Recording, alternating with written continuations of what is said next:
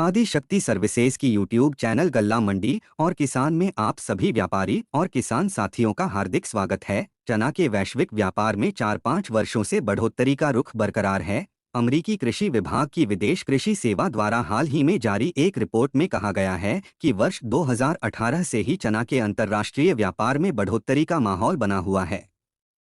इसमें कुछ दिलचस्प घटनाक्रम भी जुड़ा हुआ है। रिपोर्ट के अनुसार यद्यपि ऑस्ट्रेलिया इसका सबसे बड़ा निर्यातक देश है, मगर वह इसका सबसे प्रमुख उत्पादक नहीं है। चना का सर्वाधिक उत्पादन भारत में होता है और यहीं इसकी सबसे ज्यादा खपत भी होती है, मगर यहाँ से चना का नगण्य निर्यात होता है। ऑस्ट्रेलिया में चना का उत्पादन वर्ष 2012 के 8.13 लाख टन से सुधरकर 2021 में 8.76 लाख टन पर पहुंचा। वैसे वहां चना का उत्पादन वर्ष 2016 में बढ़कर 13 लाख टन तथा वर्ष 2017 में उछलकर 20 लाख टन के सर्वोच्च स्तर पर पहुंचा था, जब भारत इसका सबसे प्रमुख आयातक देश बना हुआ था। ऑस्ट्रेलिया से उस समय भारत में चना का निर्यात तेजी से बढ़कर 10 अरब डॉलर से भी ऊपर पहुंच गया था, जो उसके कुल वार्षिक निर्यात का 62% रहा था। लेकिन उसके बाद भारत में ऑस्ट्रेलिया से चना के आयात में जबरदस्त गिरावट आने लगी और यह घटकर 1% से भी नीचे आ गया।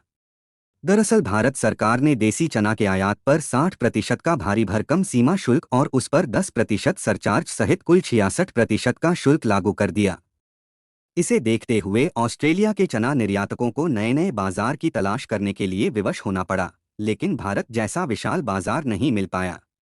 यद्यपि पाकिस्तान एवं बांग्लादेश सहित कुछ अन्य देशों ने ऑस्ट्रेलिया से चना का आयात बढ़ाया, मगर वह भारत की कमी को पूरा नहीं कर सका। इसके फलस्वरूप ऑस्ट्रेलिया से वर्ष 2018 के बाद से चना के निर्यात कारोबार में कुछ सुधार आ रहा है, मगर इसकी रफ्तार काफी धीमी देखी जा रही है।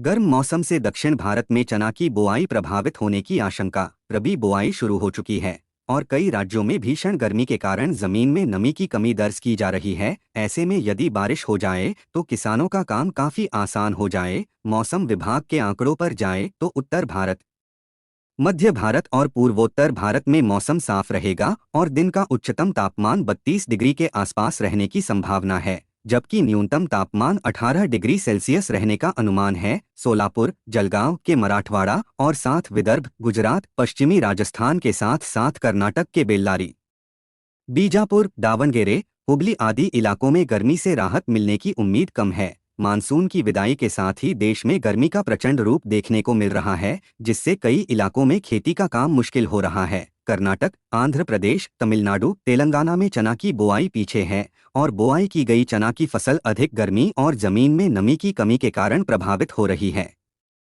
इस बीच अगले 10 दिनों के दौरान सुदूर दक्षिण भारत के कई हिस्सों बेंगलुरु, चेन्नई, नेल्लोर, कोयम्बटूर, मंगलुरु, थंजावुर, तिरुनवेली में कहीं-कहीं हल्की वर्षा दर्ज की जा सकती है।